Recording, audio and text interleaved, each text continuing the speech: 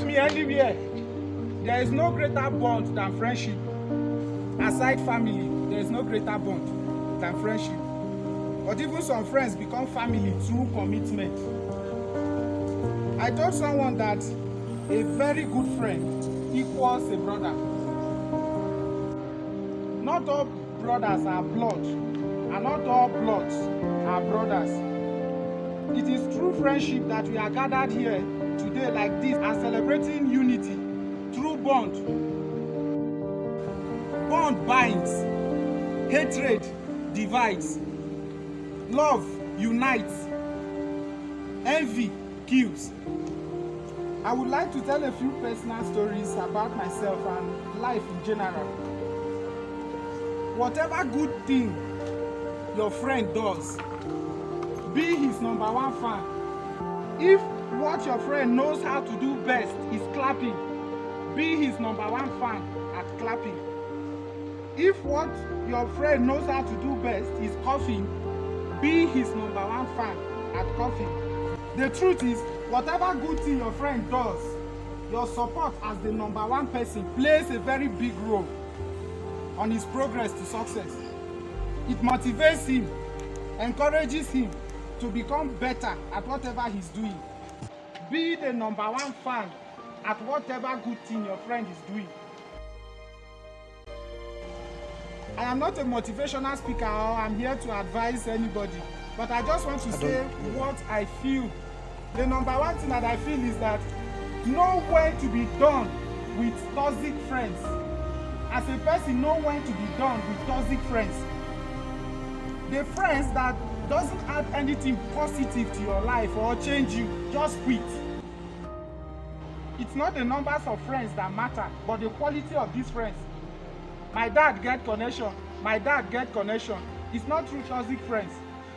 The connection your children will need in the future is through the good friendship you have with good friends. So have and keep good friends. You think all the friends you have are your friends?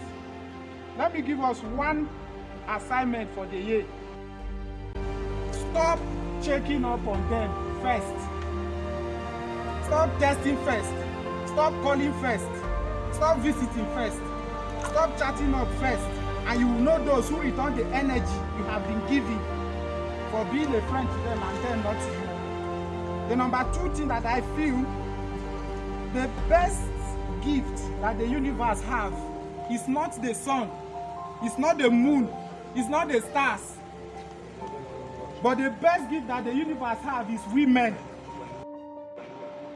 In our world, we don't regard this gender. We see them as something to be done with, to own, to acquire. But in the real sense, they are worth more than that. Let me not talk about the comfort that they give, the pleasure of having them around, or the sense of manliness they give us. So think of all the sacrifices that women make, changing their names to their husbands' names, being pregnant for 9 months to bring forth a child, the pains at childbirth, how they lose shape and expand with stretch marks as a result of giving birth to children. And as a man, you think you own them and could raise hands against them simply because they are your girlfriend or wife or stepmother or sister. It's a shame if you are the type that raises your hands against women. Don't use provocation as an excuse. A man should know better how to use silence rather than his physicality. You might not know the status women command here on earth. This is no blasphemy, but I think women are God on earth. When God created the universe, He made just one man and one woman.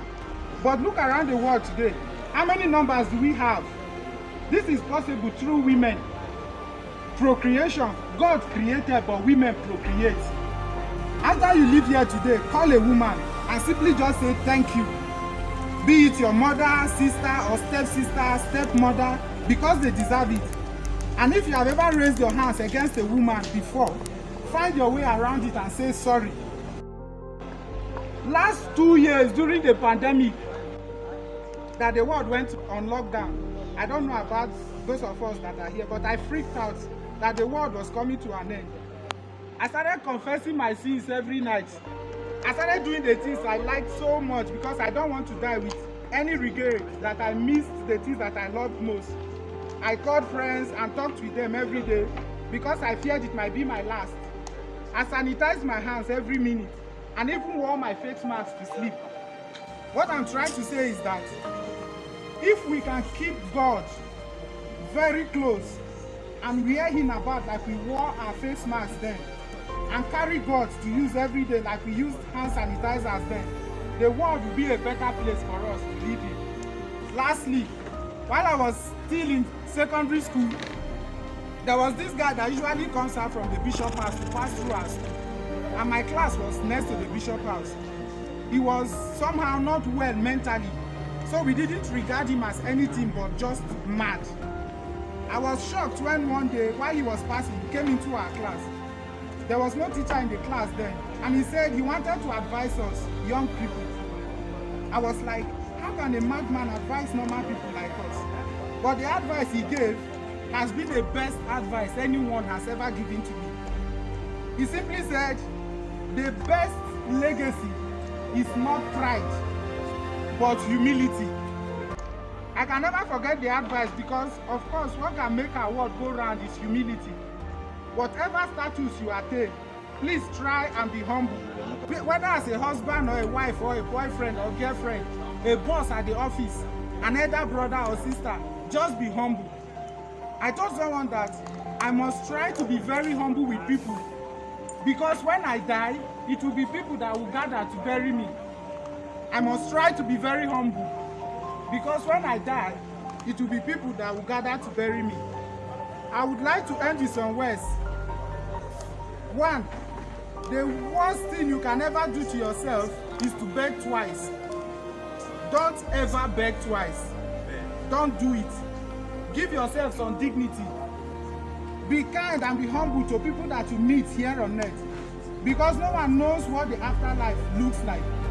The person you treated badly here on earth could be the man that will be in charge of the gate in afterlife. So what happens if you treat the person badly here on earth? How will the person react when he's in charge of the gate in afterlife? So treat everybody nice. Anybody you meet in your life, treat the person nice. If you make it in life, don't ever forget where you came from.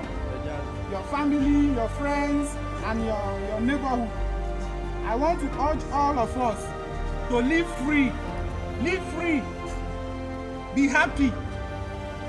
And always find reasons to laugh. Amidst all troubles and the worries of the world, just find reasons to laugh. So thank you very much.